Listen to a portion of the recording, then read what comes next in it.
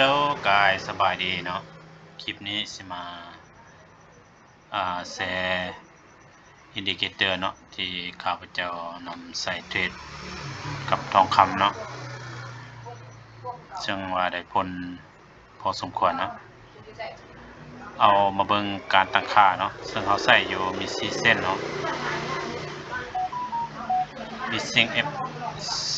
อสเปิร์แล้วก็ซิมโปเนาะ2เส้นนี้อันนี้เส้น200เนาะตัวสีแดงจะเป็นเส้น MA 50เนาะอันนี้ MA 10นะการตั้งค่ามาเข้าตัวนี้เลยเนาะเขานี่ตัวนี้เนาะคลิกมาตั้งค่าอยู่นี่แล้วอยากได้เส้นตัวใดเนาะ10แล้วเปลี่ยนสีอยู่นี่เส้น Simple กับ Expert ในตัวนี้เนาะเส้น200เนาะถึงมาใส่200อยู่นี่กดโอเคซึ่งการนำใส่งานนี่เนาะเอามาเบิ่งเนาะอันนี้มันลงหอดเส้น200แล้วตัวนี้เนาะ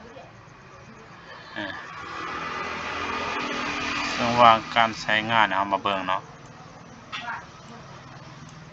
ซึ่งว่ามันขึ้นไปเนาะนี่นะตัวนี้มันตัดขึ้นไปเนาะซึ่งบทท่านใดลงอันนั้นแตะเส้น200จักครั้งเลยเนาะอันนี้ครับก็ลงแตะครั้งแรกเนาะแตะครั้งแรกเขาก็สามารถรถมันแล่นเส้นขาบ่ายมันอยู่ข้างเทิงเนี่ยเนาะซึ่งเขาสังเกตว่ายังบทท่านแตะเส้น200นี่อันนี้มันแตะเป็นครั้งแรกเนาะตัวนี้เนาะนี่เราสามารถวายได้เนาะเรามาเบิ่งเนาะมันแตะครั้งแรกมันขึ้นไปจากจุด3,000 กว่าจุดเลยเนี่ยกำไรแล้วตัวนี้นะซึ่งหลักการที่2นี่มันเข้าอยู่เส้นตัวนี้เนาะเส้น MA 10กับ MA 50นี่เอามาเข้าอยู่จุดที่มันตัดกันเนาะนี่ตัวนี้เส้นสีแดงเส้น M 50นี่ตัดเส้นเขียวนี่ตัดลงนี่อันนี้ครับโพโลเซลเลยเนาะเอาวาง SL นี่อยู่ที่จุดบนมันตัดกันนี้ SL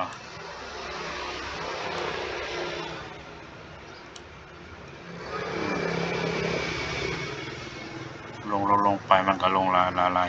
ลายจุดเติมเนาะตัวนี้เนาะเอามาแทงบางแต่4,000 จุดมัน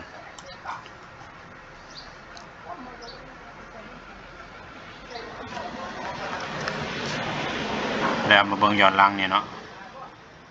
ตัวนี้เนาะเส้นเขียวตัดเนี่ยครับโพโลบายเลยตัวนี้เนาะกรณีมันแล่นเทิงเส้นนั้นเส้น200เนี่ยเนาะเอาโพโลบายเลยคันมันแล่นกองเส้น200เนี่ยเอากับโพโลเซล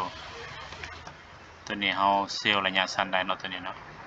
เรามาเบิ่งจุดนี้เนาะเส้นอันนี้ระยะสั้นนะกินได้เนาะตัวนี้เนาะเส้นแดงเส้น50ตัดเส้น10นะเอามาเบิ่งตัวนี้เนาะตัดเส้นอันนี้เส้น10ตัดเส้น50นี่โพโลบายเลย HCL เนี่ยครับวางใส่จุดตัวนี้เนาะหรือว่าเอากะประมาณแต่บนมันตัดกันนี่ประมาณ200จุดเนาะ200 จุด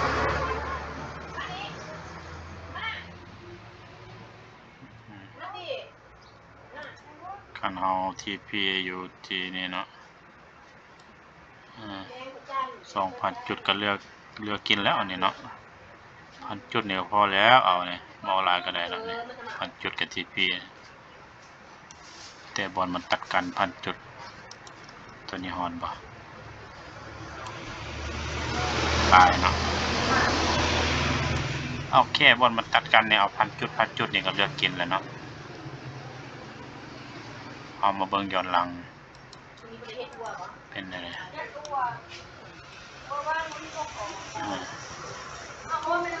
จุดมาตัดกันนะ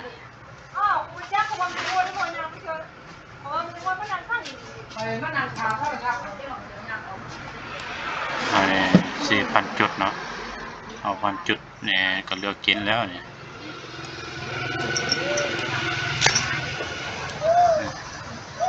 ตัวนี้บางเด้อ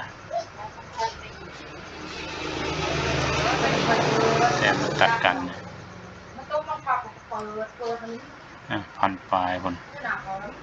เอาว่ามันตัดกันนี่เอา1,000 จุดนี่ก็เลือกกินแล้วเนี่ยเส้น10ตัด50ปลาย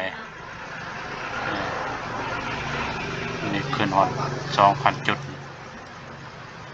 อันนี้เส้น50ตัดเส้นตัดเส้น50เส้น50ตัดเส้น10นี่โอ้คุณ4,000 จุด1,000 จุดนี่ก็เลือกกินแล้วเนี่ย1,000 เหรียญเนี่ยออกหลอด1หลอดเนี่ย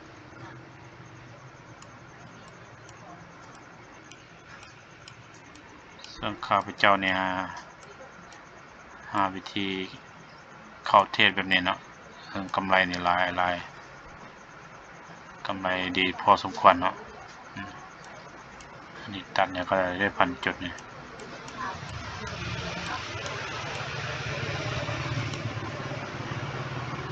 อันนี้ก็กลัวพันนะ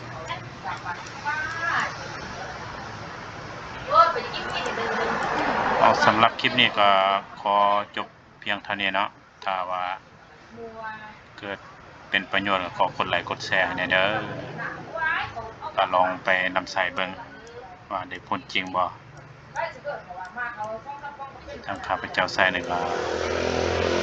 โอเคอยู่เด้